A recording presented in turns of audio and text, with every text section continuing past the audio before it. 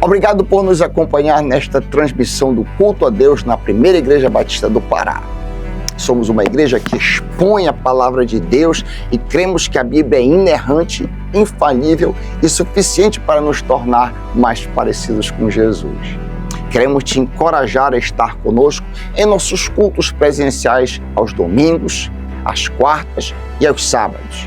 Assim, poderemos celebrar juntos o Deus vivo e aprendermos mais as verdades de sua palavra.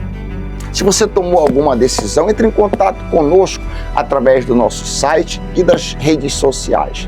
Queremos orar por você e ajudá-lo na sua caminhada com Cristo. Que Deus te abençoe copiosamente em nome de Jesus. Amém.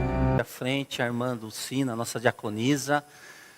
E também você que está fazendo aniversário, tá? De hoje até o próximo sábado. Aniversário de vida, de casamento, de batismo, né? Vem aqui na frente. Nós queremos louvar a Deus pela sua vida, ser grato pelo ano que está se passando, né? E por mais um ano que se avizinha aí pela frente, que Deus possa abençoar muito, muito a sua vida, tá bom? Lá no mezanino também temos a nossa diaconisa lá. Lá você pode também se aproximar para a gente estar orando pela sua vida, tá bom? Moisés, o único salmo que ele escreveu, que é Salmo 90, verso 12, né? Ele faz uma oração para que Deus ensine ele a contar os seus dias, para que ele alcance o quê? Um coração sábio. Como é importante nós colocarmos os nossos dias, os nossos anos na presença do Senhor, tá bom? Porque mais importante do que a quantidade de anos é a qualidade desses anos na presença do nosso Salvador. Então nós precisamos de muita sabedoria. Paulo vai dizer em Efésios que os dias são maus. Então a gente tem que administrar bem o nosso tempo, a nossa semana, a nossa agenda. E para tanto a gente precisa da oração dos irmãos, né? E com muita humildade buscar a sabedoria do nosso Deus, tá bom? Nós vamos, na semana missionária, nós vamos estar orando nessa semana pelo Walter e pela Rosiane, casal Lima, ali de Merval Lobão, no Piauí, tem feito um ministério muito especial de proclamação do reino de Deus, a mensagem da cruz de Jesus Cristo no estado que tem a menor quantidade de evangélicos, né, em nosso Brasil, tá bom? O Rio Grande do Sul é o estado onde tem o menor crescimento nas últimas 5 décadas, mas o Piauí é o que tem o menor número ainda de evangélicos naquele estado. Então, o MEM escolheu muito bem um casal missionário que tem labutado para fazer, para apresentar o Evangelho de Jesus Cristo e assim aumentar o número de adoradores ao nosso Deus maravilhoso, tá bom? Irmãos, nós também queremos aproveitar para agradecer, vocês estiveram orando, né? Especialmente as esposas que incentivaram os seus maridos, né? Terça-feira à noite nós tivemos a primeira conferência de homens na nossa igreja. Olha, daqui estava lotado na galeria, né? Quase teve um arrebatamento da igreja, viu? Deus foi tão misericordioso que foi a coisa mais linda. E eu sei que muitas mulheres estiveram orando, as esposas, né? Fizeram a inscrição do marido, depois de repente, está aqui, vai lá e participa. E Deus usou muito a vida do pastor Davi Marques Júnior, na terça-feira, uma palavra de encorajamento, também de exortação, né? Nós vemos um momento bem difícil, mas louvamos a Deus pela forma como Ele tem ministrado, não apenas a terça. Vale lembrar que o discipulado de homens vem acontecendo já faz alguns anos, através da instrumentalidade do pastor Hark, e outras pessoas têm ajudado muito nesse ministério. Tivemos 408 homens, né, aqui presente, louvando ao Senhor, o nosso Deus. Então nós queremos agradecer essa mobilização e também a intercessão da nossa igreja diante do Senhor. Lembrando que no final do mês que vem, tá bom? Um aviso aqui importante, nós vamos ter o segundo retiro de casais, dia 31 de outubro, 1º e 2 de novembro. Vai ser lá no Palavra da Vida, mas é um programa da nossa igreja, tá?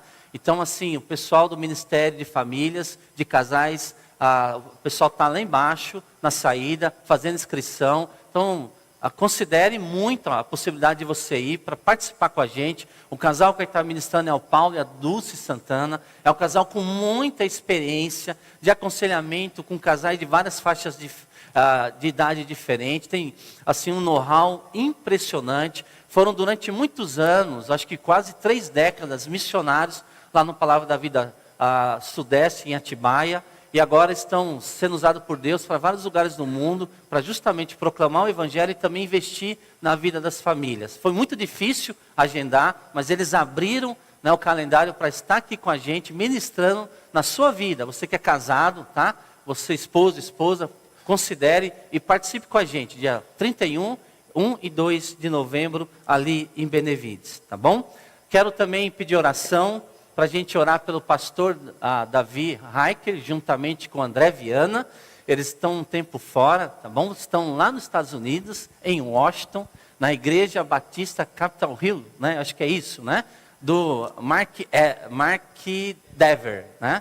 Ou seja, eles foram selecionados entre vários e vários pastores aqui no Brasil para participar de um curso muito intenso ali naquela região. O sonho de todo pastor é participar desse treinamento, né? Um dia, quem sabe o pastor Paulo também vai, né? Está na agenda, outros também. E eu sei que temos o privilégio de ter esses 2 pastores selecionados para participar desse treinamento. Então, o pastor Heiker não está de férias, nem o André, tá bom? Ore por eles. E aí eles voltam, acho que mais ou menos daqui a uns 15 dias, animados e percebendo que Deus tem feito através de uma igreja, que Deus tem usado não só na América do Norte, mas em tantos lugares no Brasil e fora do Brasil.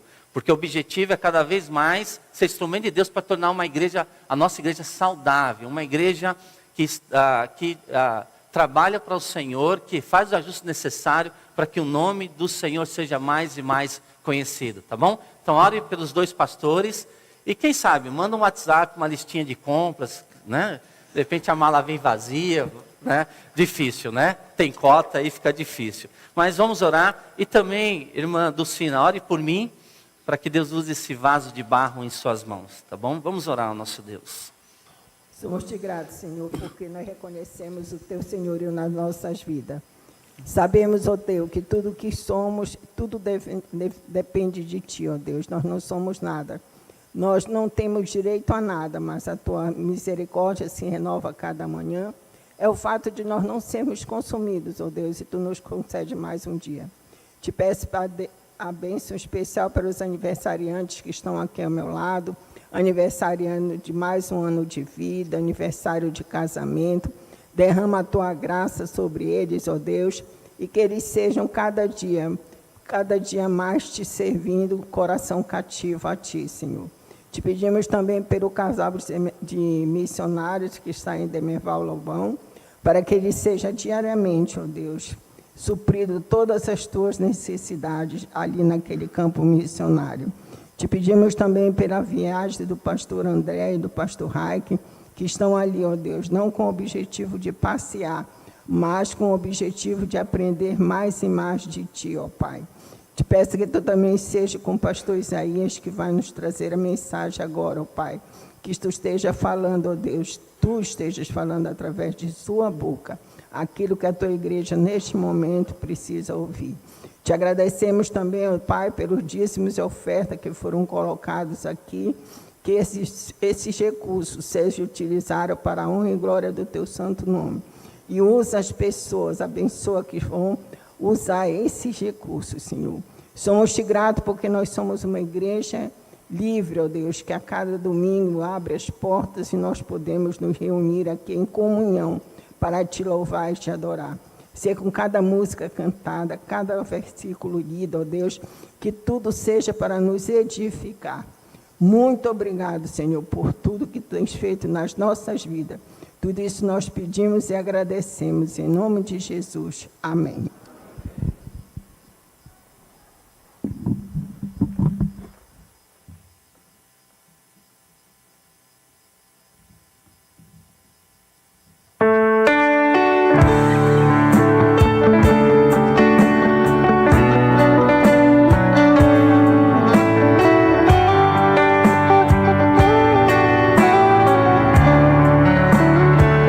Se for fiel,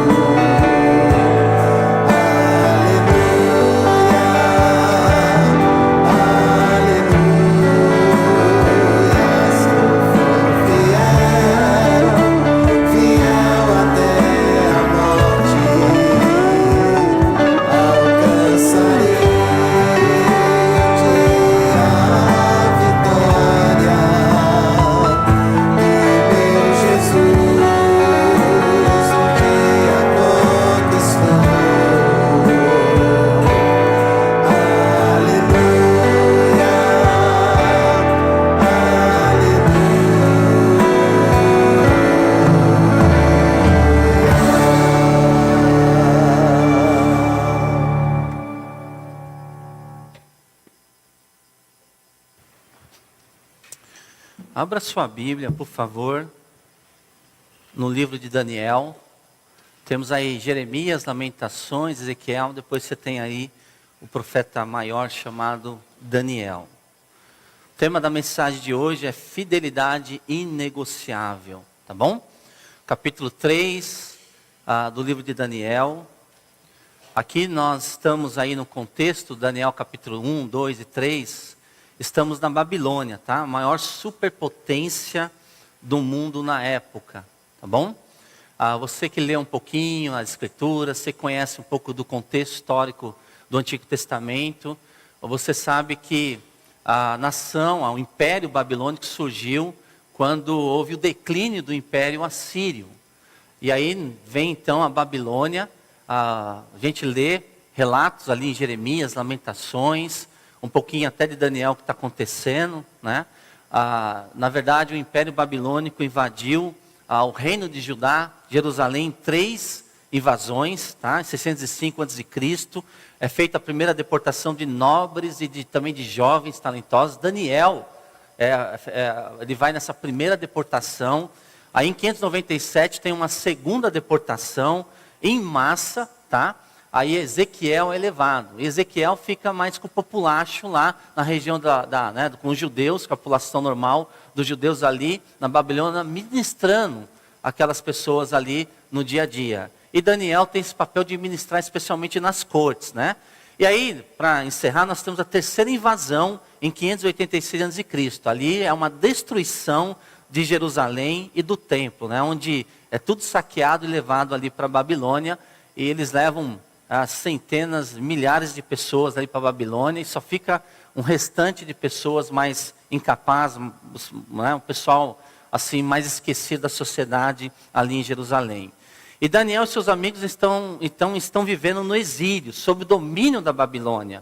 No capítulo 1, você vai ver que eles são testados, né? Você percebe assim que, no caso Nabucodonosor, o Império Babilônico, os caldeus, eles deportam, né, pessoas com mente mais avantajadas, investem na vida deles. E ali você tem no capítulo 1 que Daniel e seus amigos resolvem ser diferente. Não se contaminar com as iguarias do rei, né? Eles vivem imersos numa cultura, mas percebem que é necessário transitar sem deixar-se influenciar pelas ideologias e também para aquilo que é danoso, porque não existe cultura neutra. Toda cultura tem elementos positivos e negativos, e eles dão um testemunho maravilhoso no capítulo 1. Ali no capítulo 2, você vai ver o famoso a visão, né, que Deus deu a Nabucodonosor, aquela estátua enorme. E no capítulo 3 você vai ver que ocorre essa narrativa na época de Nabucodonosor, sendo então rei também ali daquela região, tá bom? Mas deixa eu dar um pouco do contexto maior. Lá no capítulo 2, o que acontece? Nabucodonosor, ele tem uma visão, um sonho, ele tem alguma coisa que de certa forma procede do Senhor. É interessante, né? Deus, quando ele quer falar, ele fala através inclusive de um ímpio. E Deus mostrou para Nabucodonosor acerca daquilo que aconteceria ao longo da história, o surgimento de outros reinos ao longo da história. E ele tem esse sonho, ele fica incomodado. Mas ele tem esse conteúdo do sonho, mas ele não consegue o quê? Interpretar. Ele não consegue entender o significado do seu sonho. Aí ele chama o quê? Os magos, os adivinhadores, as melhores cabeças para poder interpretar o seu sonho. E aí, diante no caso de Nabucodonosor, você vai, volta um pouquinho em Daniel 2. Vale a pena a gente ir em Daniel 2, versículo 3. Olha só, disse-lhes o rei, no caso Nabucodonosor, tive um sonho, e para sabê-lo está perturbado o meu espírito. Verso 4, os caldeus disseram ao rei em aramaico, ó rei, vive eternamente. Dize o sonho a teus servos e daremos a interpretação. Verso 5. Respondeu o rei e disse aos caldeus, uma coisa é certa, se não me fizerdes saber o sonho e a sua interpretação, sereis despedaçados e as vossas casas serão feitas monturos. Ou seja, se vocês são tão bons na arte de interpretar sonhos, vocês têm que dizer o que eu sonhei. Se vocês disserem o que eu sonhei, eu vou acreditar na interpretação do conteúdo do meu sonho. E aí vem o verso 6. Mas Se me declarardes o sonho e a sua interpretação, recebereis de mim dádivas, prêmios e grandes honras. Portanto, declarai-me o sonho e a sua interpretação. Responderam segunda vez e disseram: diga o rei o sonho a seus servos, e lhe daremos a interpretação. Tornou o rei e disse: bem percebo que quereis ganhar tempo, porque vedes o que eu disse está resolvido. Aí o que acontece? Ele manda, matar os adivinhadores, os magos, o pessoal que interpretava sonhos, feiticeiros. Ele manda os seus soldados saírem e de repente encontram Daniel. E Daniel pergunta: o que está acontecendo? E aí a resposta é: o rei mandou matar todos os sábios da Babilônia, e vocês se encontram nessa categoria. Aí o que Daniel faz? Ele vai ter com o rei Nabucodonosor e perde um tempo. E o que ele faz? Perde esse tempo e procura Sadraque, Mesaque e Abednego. E ali marca uma reunião de oração no versículo 17 e 18. Uma reunião de oração na casa. Começam a clamar ao Senhor Deus. O Senhor é o Senhor do conhecimento, da sabedoria, dos sonhos, das interpretações. E ele ora na presença do Senhor. E de repente, Deus revelou a Daniel a sua interpretação. Ele retorna diante da presença do imperador, do rei Nabucodonosor. E lá no versículo 26 a 29 diz assim: respondeu o rei e disse a Daniel, cujo nome era Beltesazar: podes tu fazer-me saber o que vi no sonho e a sua interpretação? Respondeu Daniel na presença do rei e disse: o mistério que o rei exige, nem encantadores, nem magos, nem astrólogos o podem revelar ao rei. Ou seja, não mata ninguém não, porque realmente eles não sabem. Eles não têm acesso a esse tipo de interpretação e conhecimento.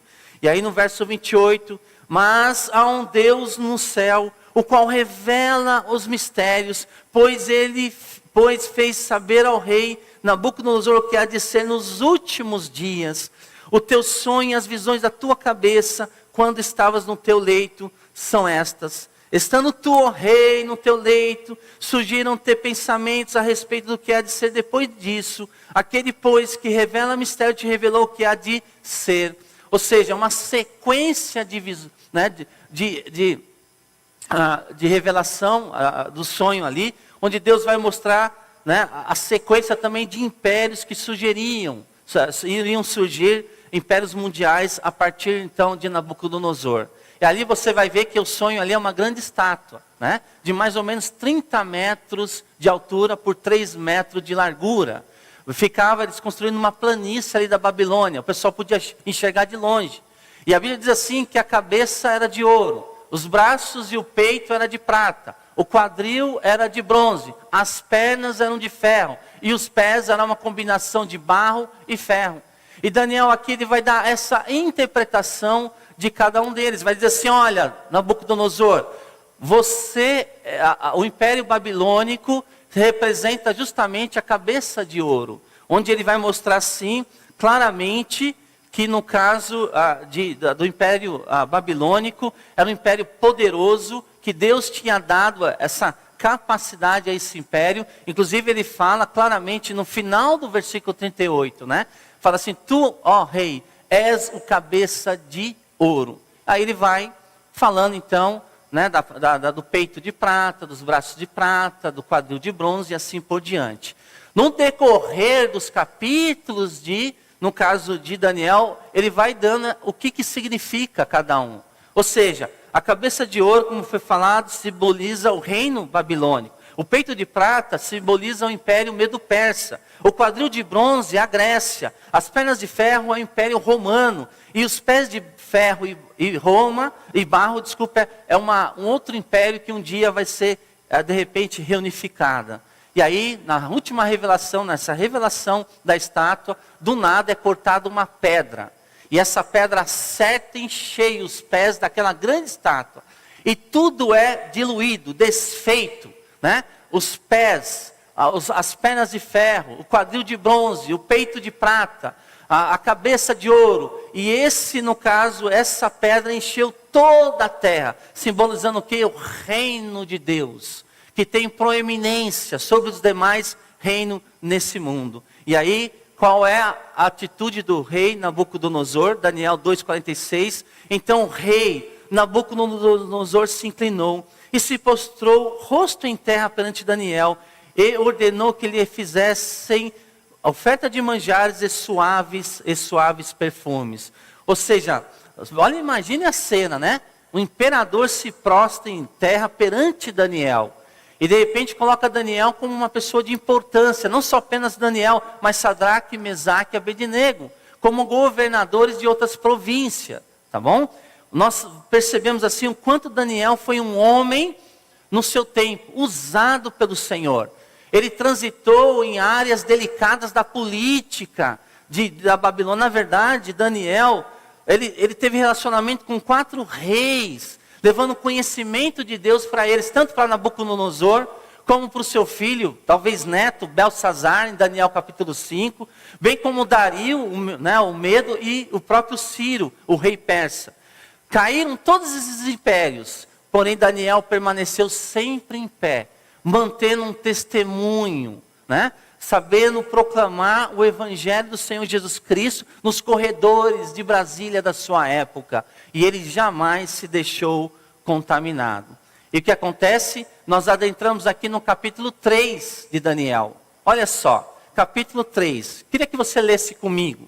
O rei Nabucodonosor fez uma imagem de ouro, que tinha 60 côvados de altura, ou seja, 30 metros mais ou menos, e 6 de largura. Levantou-se no campo de Dura, na província da Babilônia. Então o rei Nabucodonosor mandou juntar os sátrapas, os prefeitos, os governadores, os juízes, os tesoureiros, os magistrados, os conselheiros e todos os oficiais das províncias, para que viessem a consagração da imagem que o rei Nabucodonosor tinha levantado. Não é interessante?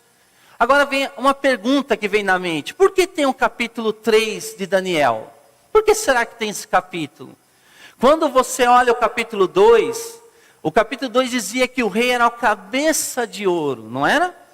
E aqui nós vamos ver que, o que ele faz, Nabucodonosor? Ele faz uma estátua toda de ouro, 30 metros de ouro. Por quê? Porque ele entendeu a revelação de Deus. Deus falou assim, mudança de metal, mudança de reino. Aí o que ele faz? Ele presta um culto a si mesmo, dizendo com todas as letras que o seu reino não teria fim. E ele então cria uma estátua, ele faz uma estátua de 30 metros de ouro. Nesse caso, Nabucodonosor se insurgiu contra a revelação de Deus nas Escrituras. Ele entendeu o sonho, a interpretação. Ele chega a ficar perplexo, ele se prostra. Mas era uma coisa ainda, talvez assim, foi o impacto daquele primeiro momento. Mas o coração dele ainda estava cheio, do seu próprio egoísmo. E ele faz então essa imagem se levantando e se insurgindo contra a revelação de Deus. Tá? Então o que a gente vai ver no capítulo 3, versículo de 1 a 7? A imposição de Nabucodonosor de uma fé opressora. Ele faz um culto a si mesmo, Ele cria, olha só, um ídolo visível à estátua. Estabelece uma pena para a desobediência à morte. Estabelece também um método para matar, a fornalha ardente. Nabucodonosor não convida a adoração, ele a impõe. A religião do império não buscava converter corações, mas coagir consciência pela força e pelo medo. Nabucodonosor instituiu uma adoração compulsória, uma religião opressora e uma inquisição cruel. As pessoas naquela época se dobravam por medo e não por devoção. É a religião do terror e não do amor. Quão diferente! Você vai ver o Deus do Antigo e Novo Testamento. Como é tão diferente. Aliás, a gente olha para Daniel capítulo 3 e a gente fica meio perplexo. Mas se você estudar as últimas décadas não foi diferente. Quando você pega, no caso na Alemanha, de Adolf Hitler, havia um culto à personalidade.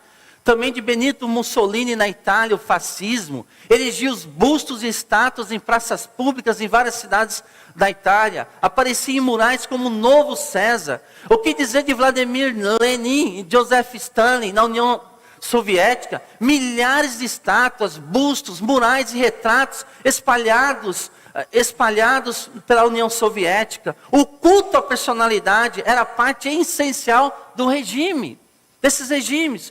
O que dizer de Mao Tse Tung? Ele também cultivava em todas as repartições, murais, enormes estátuas de si mesmo. Até hoje, seu retrato está na Praça da Paz Celestial em Pequim. Um culto a ídolos humanos. Você quer ver uma aberração? Basta você assistir qualquer coisa vindo da onde? Da Coreia do Norte. A dinastia Kim. Né? O vô do atual presidente foi o fundador, né, ali logo após a Segunda Guerra Mundial. E hoje nós temos ali o presidente Kim Jong-un na Coreia do Norte. Talvez o caso mais extremo, estátuas gigantescas em Pyongyang, a capital da Coreia do Norte. Inclusive, quando você visita a Coreia do Norte, você tem que prestar uma homenagem aos líderes fundadores. Estátuas de bronze enorme, dezenas e dezenas de metros de altura. Você tem que levar um buquê, você tem que se chegar pela frente, você não pode usar qualquer tipo de roupa, você tem que, na hora de voltar, você não pode dar as costas. Ou seja, você percebe esse culto à personalidade humana, homens falhos. Inclusive na Coreia do Norte, se você pegar um jornal onde tem uma foto dos seus ídolos, se você dobrar o jornal, você é preso. Tal é o culto nesses países. E aqui nós vamos ver Sadraque, Mesaque e Abednego, daqui a pouco no texto bíblico, tendo uma atitude totalmente diferente. Lá nos versículos 8 a 12 do capítulo 3, nós vamos ver que é justamente isso. O rei Nabucodonosor dá essa ordem. E alguns estudiosos dizem assim que talvez a estátua tinha o seu jeito, a sua impressão digital. Era um culto a uma divindade falha de um imperador reinando naquela época. E aí nós vamos ver, do versículo 8 a 18, a acusação. Veja, na hora que tocava aqueles instrumentos, todo mundo deveria se ajoelhar em direção daquela grande estátua de ouro de 30 metros. Entretanto, nós temos aqui 3 jovens que resolveram não se dobrar à tendência da época deles. E aí, esses jovens são observados, são notados. E nós vamos ver no texto bíblico que os caldeus, né, aqueles mesmos sábios caldeus, que foram salvos por Daniel, no capítulo 2, versículo 5, versículo 18, agora acusam seus inimigos. As pessoas, no versículo 8 do capítulo 3, as pessoas, no caso ali, elas fazem acusação. Ó rei, nós temos aí 3 jovens que estão tendo uma atitude de desobediência civil. O senhor não deu essa ordem? Percebe? Movido talvez, claro, pela ingratidão, mas também movidos pela inveja.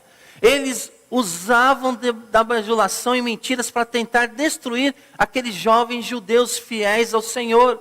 Eles não querem informar o rei, eles querem a destruição justamente desses 3 jovens judeus.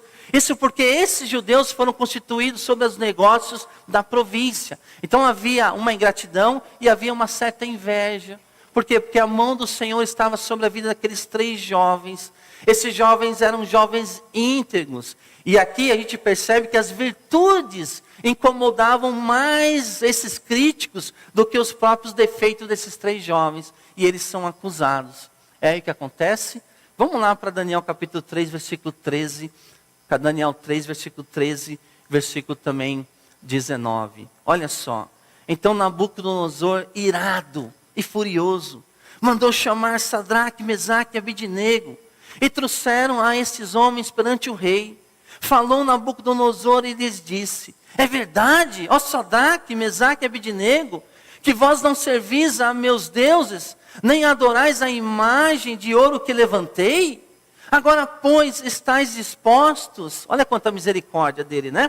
Agora, pois, estáis dispostos, e quando ouvirdes o som da trombeta, do pífaro, da cítara, da harpa, do saltério, da gaita de foles, prostrai-vos e adorai a imagem que fiz, Porém, se não a adorardes, sereis no mesmo instante lançados na fornalha de fogo ardente. E quem é o Deus que vos poderá livrar das minhas mãos? Percebe a arrogância aqui? Responderam Sadraque, Mesaque e Abednego ao rei: ó Nabucodonosor, quanto a isso não necessitamos de te responder. Se o nosso Deus, a quem sirvamos, quer livrar-nos, ele nos livrará da fornalha de fogo ardente e das tuas mãos, ó rei. Se não, fica sabendo, ó rei, que não serviremos aos teus deuses, nem adoraremos a imagem de ouro que levantaste. Então Nabucodonosor se encheu de fúria e, transtornado o aspecto do seu rosto contra Sadraque, Mesaque e Abednego, ordenou que se acendesse a fornalha 7 vezes mais do que se costumava. Percebe aqui, meus irmãos? Olha só, 3 jovens demonstrando uma fidelidade inegociável diante de um império todo. Uma integridade inabalável da vida em relação a esses jovens naquele contexto. Então nós vamos ver que a fidelidade inabalável dos servos de Deus é retratada nesse versículo 13 a 18. O rei, em fúria descontrolada, chama Sadraque, Mesaque e Abednego. Sua ira é insensata, levando a decisões absurdas. Primeiro, desafiar a Deus.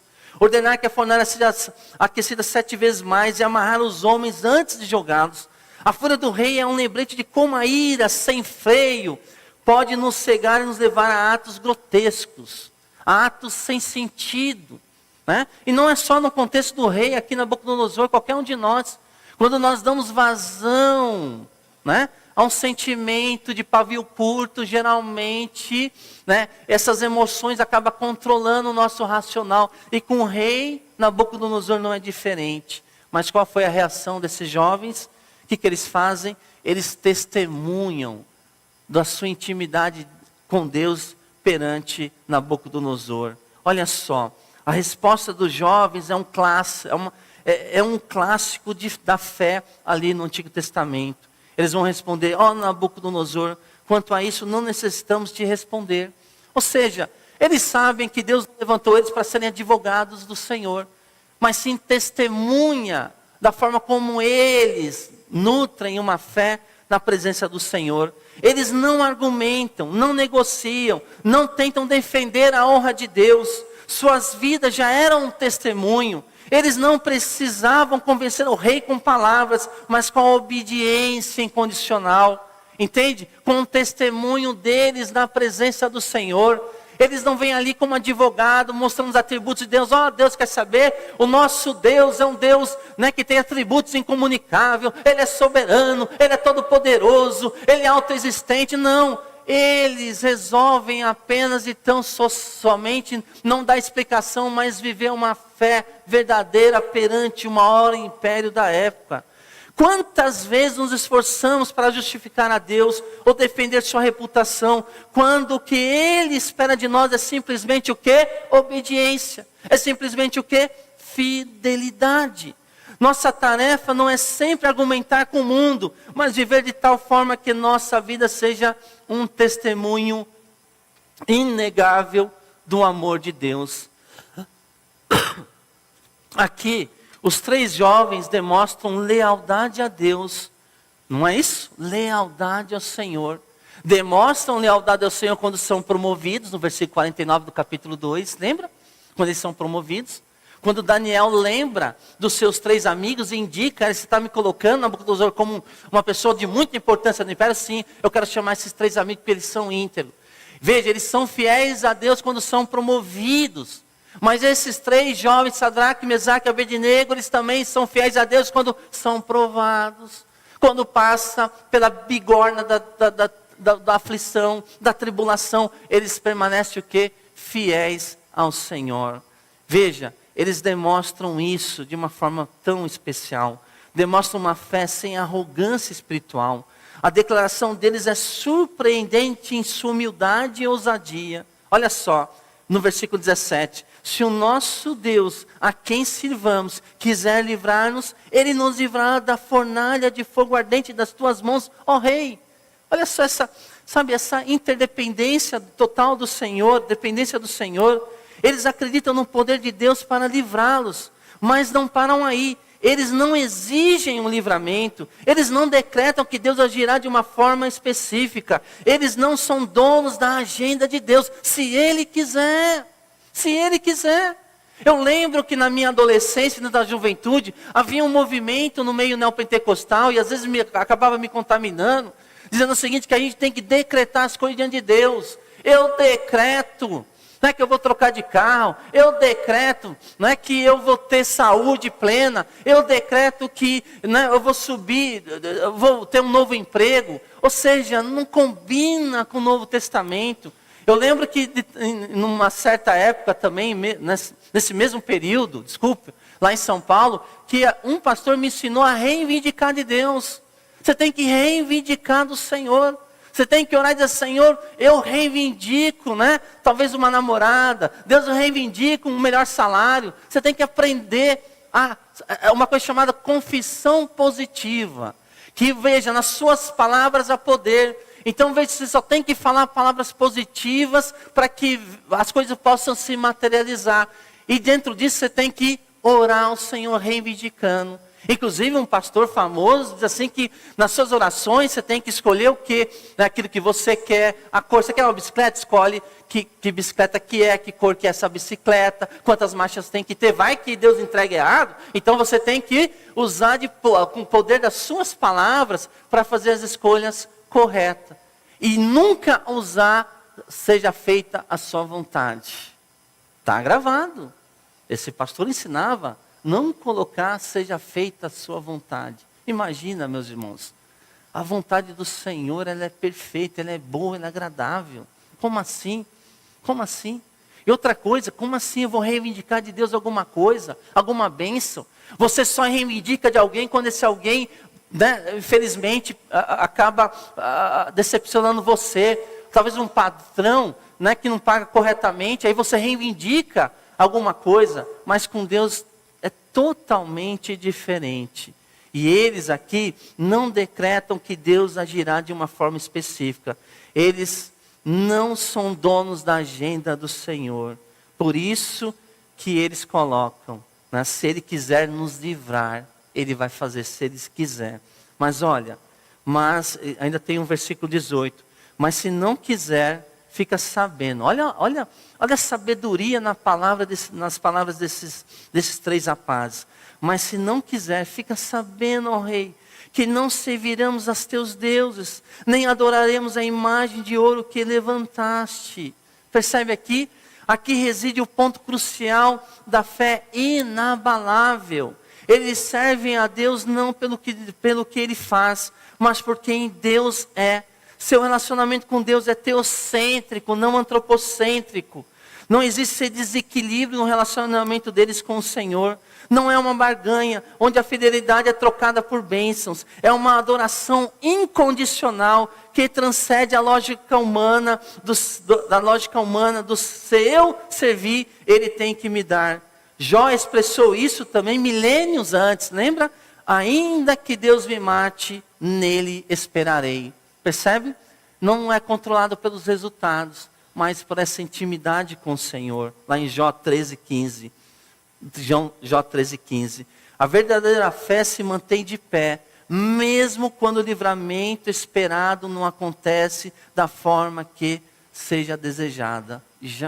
Não é assim que funciona. Você tem experiência de Pedro, do apóstolo Paulo, na história da igreja John Hus, William Tyndale, que faleceu de uma forma terrível, perseguido, e mesmo assim se manteve fiel ao Senhor. Então, no caso desses três homens de Deus, desses três jovens, eles faziam o que é certo e confiavam os resultados na mão do Senhor. A função deles era obedecer ao Senhor, não administrar resultados. A fidelidade a Deus é mais importante, dentro desse texto de Daniel 9, do que a preservação da própria vida. Não é interessante isso? Veja, a fidelidade a Deus é mais importante do que a preservação da própria vida. Às vezes não importa viver, importa ser íntegro. Às vezes não importa viver, importa ser o quê? Ter uma fidelidade inegociável. A fidelidade a Deus é mais importante do que a preservação da própria vida. Esses jovens entendem que agradar a Deus é mais importante do que preservar a vida deles. A principal lição desse texto não é o livramento miraculoso, mas a fidelidade inegociável. 3 jovens têm coragem de discordar de todos. Veja, estão dispostos a morrer, não a pecar. Estão dispostos a serem jogados na fornalha ardente, mas jamais pecar contra o Deus verdadeiro. Veja, isso é uma fidelidade inegociável. É uma integridade robusta diante das perseguições da vida. Então, olha só, estão dispostos a morrer, não a pecar. Transigir não era uma opção. Em um mundo que nos convida constantemente a ceder um pouquinho, a dar um jeitinho, a não ser tão radical, a história de Sadraque, Mesaque e Abednego nos desafia a sermos parecidos com aquilo que Deus espera de nós. Muitas vezes, a nossa fidelidade a Deus nos levará à fornalha, à cova dos leões, à prisão, a sermos rejeitados pelo grupo, a sermos despedidos de uma empresa, a sermos rejeitados na faculdade. Nosso compromisso não é com o sucesso, mas com a obediência, mas com a fidelidade a Deus. E aqui vale a pena destacar, é importante salientar que havia somente 3 homens em toda a vasta multidão que se recusaram a dobrar-se diante da estátua de Nabucodonosor. Isso enfatiza o fato que permanecer com Deus pode ser com frequência uma atividade solitária. Sabia? Que às vezes você vai se sentir sozinho no meio de uma multidão. É uma atividade solitária. Há momentos na vida de todos quando, para fazer o que é certo, não podemos simplesmente nos esconder na multidão. Temos que ficar como que sozinhos na presença do Senhor. Algumas vezes parecerá que temos todo mundo está nos observando. E aqui veio na minha mente aquela história de Martinho Lutero, lembra? Quando ele tem que se apresentar na cidade de Worms, na Alemanha, chamada Dieta de Worms, na história da igreja, que é no mês que vem, o mês da Reforma, 31 é o dia da Reforma protestante, vale a pena estudar um pouquinho. Quando, no caso, o grande imperador Carlos V chama Martinho Lutero para ele se retratar. E ele vai lá na cidade de Worms, na Alemanha. E o objetivo era que Lutero se retratasse de suas ideias, que ele havia expressado em seus escritos e que desafiava a autoridade do Papa e de certas doutrinas espúrias da Igreja Católica. Chamado a abandonar seu compromisso com a justificação pela fé somente, diante das mais altas autoridades da época, Lutero declarou corajosamente, olha o que ele vai dizer: a menos que eu seja convencido, por quê? Pela Escritura e pela razão pura, minha consciência está cativa à palavra de Deus. Eu não posso e não vou me retratar de nada, pois não é seguro nem certo ir contra a consciência. Aí ele termina: Deus me ajude, amém. Veja, diante de um quadro como esse, ele permanece o quê? Fiel. Por quê? Porque a sua integridade diante de Deus é inegociável. O exemplo de Lutero nos mostra que há momentos em que temos que resistir sozinhos por aquilo que é certo. Como aconteceu com Sadraque, Mesaque e Abednego. Ceder à pressão da maioria pode destruir sua vida, mais do que fogo da fornalha. Muitos crentes são tentados a ceder. Jovens cristãos são instados a se embriagarem com seus amigos ou a perder a virgindade antes do casamento. São tentados a mentir aos pais, a ver filmes indecentes, a apreciar músicas debochadas. O mundo tem a sua própria fornalha ardente à espera daqueles crentes superficiais e desavisados. Cuidado com a influência da maioria. Cuidado com ideologias que destinam venenos. E sem você perceber, você vai se distanciando gradativamente do Senhor. Cuidado com isso. E aqui nós temos esses jovens agindo de uma forma louvável diante de Deus e diante de um império inteiro. Então, olha só, a fidelidade inabalável dos servos de Deus. E aí nós vamos ver em Daniel 3, versículo 19 e 25, na sua Bíblia ali, né? O que está acontecendo ali? A libertação do Senhor, né? Ali, no caso, o rei Nabucodonosor esquenta aquela fornalha e manda jogar os jovens ali, né? A fornalha está mais quente do que nunca, os jovens são lançados, a fumaça, o cheiro é um cheiro de horror, mas algo extraordinário acontece, não acontece? Nabucodonosor olha e pergunta, não lançamos nós três homens atados ao fogo? Mas vejo 4 homens soltos andando no meio do fogo, lá no versículo 24 e 25. E o aspecto do quarto é semelhante ao Filho dos deuses. Não? Que interessante. Deus assim intervindo na história. Deus poderia ter feito isso? Poderia não ter feito isso. Mas às vezes ele tem um senso, né, de humor, de agir de uma forma espetacular. E foi o que aconteceu. Quando você lê Hebreus capítulo 11, a galeria dos heróis da fé, você vê homens que são exemplos de fé, que conquistaram, que Deus usou de uma forma exponencial. Mas vamos ver homens que morreram, foram martirizados, cerrados ao meio. Percebe a diferença? Nesse caso aqui, né, Deus não livra aquele jovem dos problemas, mas nos problemas. Deus não impediu a construção da imagem, Deus não impediu que o rei ficasse furioso, Deus não impediu a acusação, Deus não os livrou da fúria nem da fornalha, Deus não impediu que fossem amarrados e jogados no fogo da fornalha, mas Deus os livrou na fornalha. Percebe a diferença? Porque assim, às vezes Deus não nos livra dos problemas, mas nos problemas. É nos problemas que Deus vai interagir na nossa vida.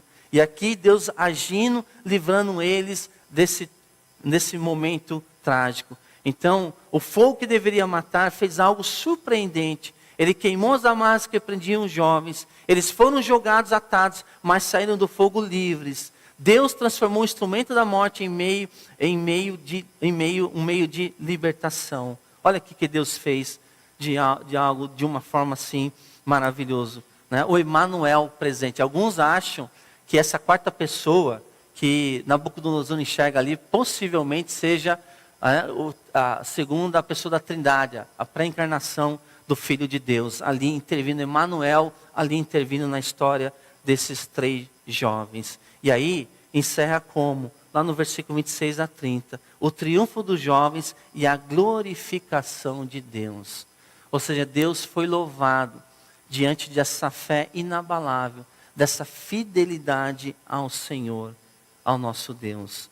Então, meus irmãos, que possamos ter a mesma coragem de Sadraque, Mesaque e Abednego para dizer ao mundo e às suas pressões, se o nosso Deus quiser nos livrar, Ele pode, mas se não quiser, saiba que não nos curvaremos.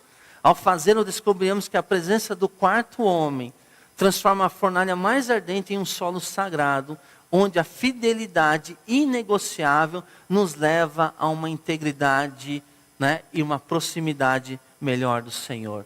Que Deus nos ajude a aprender com esses verdadeiros heróis da fé, diante de uma cultura que cada vez mais, né, está se distanciando do Senhor.